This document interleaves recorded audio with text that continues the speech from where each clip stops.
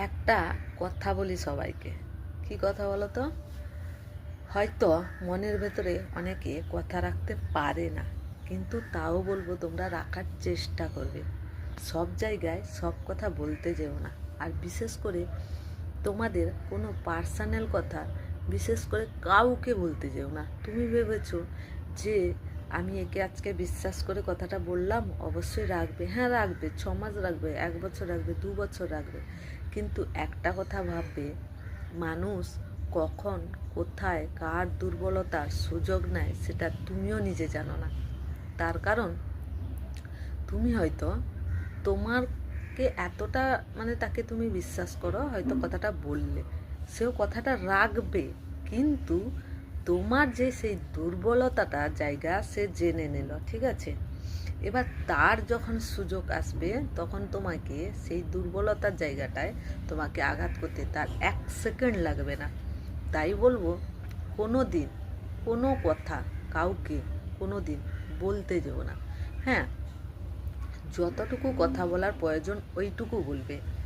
তার মানে তোমার কোনো গোপন তথ্য বা তোমার কিছু স্বামী স্ত্রী বা হাজব্যান্ড ওয়াইফ বা কোনো হাজব্যান্ড যদিও তার ওয়াইফের কথা কোনো দিন, যে যত বন্ধু বান্ধব হোক, কোনো দিন বলতে যেও না। কিছু কথা মনের মধ্যে রাখতে হয়। এখন তো মানুষ অনেক কিছু সোশ্যাল মিডিয়াতেও বলে দিচ্ছে, ধরো কেউ স্টোরিতে ছেড়ে দিচ্ছে, অনেকে দেখবে সোশ্যাল মিডিয়ায় এসে তার নিজের পার্সোনালিটি কথাও বলে। আবার অনেকে দেখবে বললে না, অথচ সে স্টোরি দেয় তার মুড অফ বা কান্নাকাটি করে সেটা দেয়। সেটাতে বরং ভালো রক্ষা আছে। কেন বলবো জানো?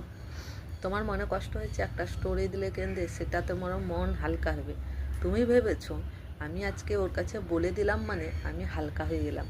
সেটা মন থেকে হালকা হলে তুমি একবার ভেবে দেখবে তো। আজকে হালকা হলে ঠিক বলছো, হালকা হয়ে গেলে, কিন্তু এই হালকাটা যে আজকে হলে একদিন এমন ভারী ধরনের আবার ভার হয়ে যাবে না, বুকের মধ্যে যেন পাথর চাপা পড়ে যাবে। এটা মিলিয়ে নিও যে দিদিভাই ভুল বলছে কি ঠিক বলছে।